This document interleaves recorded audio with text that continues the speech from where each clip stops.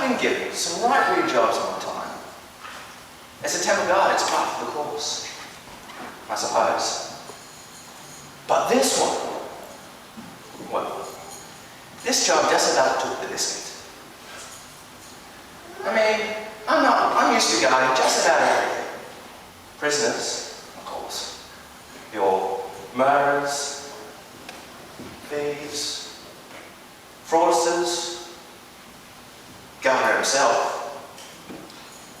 the governor's wife, even the governor's wife's prize-winning poodle, Smudge. All of them, at one time or another, have come under my protection or guard, and understandably so.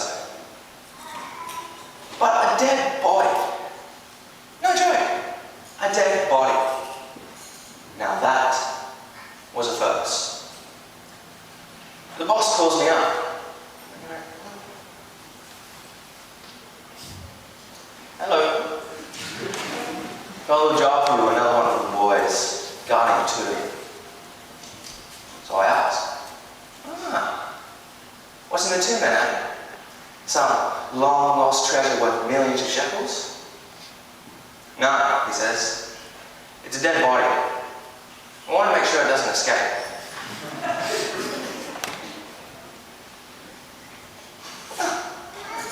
Of course, it's understandable, isn't it? I mean, dead bodies are forever doing a runner. You've got to keep them in check. Or before I know it, you have zombies wandering around all over the shop. Anyway, the boss goes on to say that this dead guy, Jesus, told a tall tale about rising from the dead after 3 days. So it's just a precautionary measure. Well, mine's not the reason why, it's just a do in my budget process. So, I called up my partner, Jimmy, and we hot-footed it down to this tomb.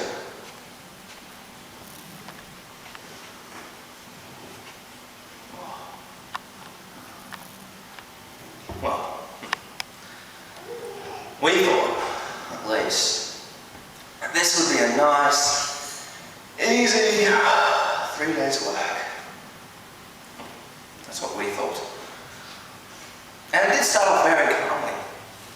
We got down there, and not only did they make us go on 24-hour guard, just to be really sure, they would put this huge stone in front of the entrance and seal up the tomb. No cracks or crevices visible. Completely airtight. Also, there were no crowds to control, no religious fanatics, no paparazzi, no one.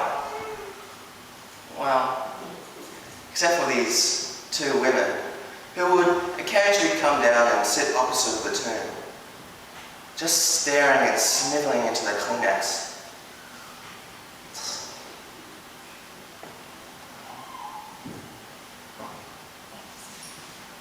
And that was it.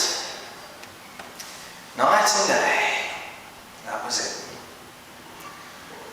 Autumn, personified. But then it happened. Exactly what happened, I can't explain.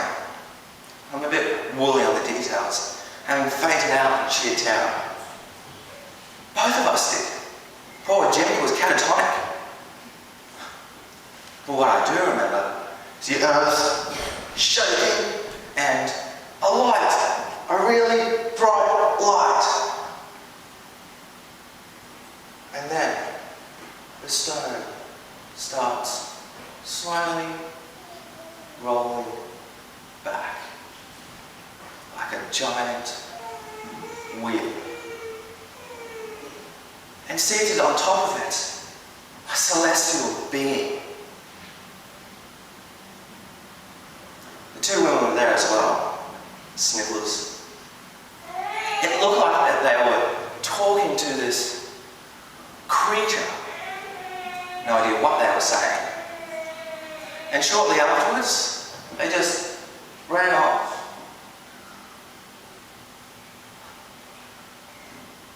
Not a word to us, I hasten to add. They just ran off and left us. But what I really do remember was the tomb. Inside the tomb, it was empty. This Jesus we were supposed to guard was gone. Either they sealed up a completely empty tomb, or, well, you tell me. So, once Jimmy and I got over a dazed and confused state, we went straight to the city to report of what we witnessed to the chief priests.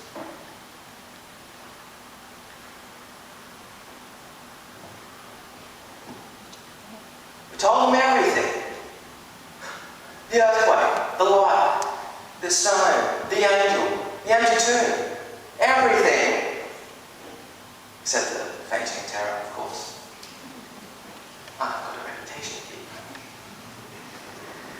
Anyway, they shoved us into this poky little room while they mulled over their options. Hours they kept us waiting, devising a cunning plan.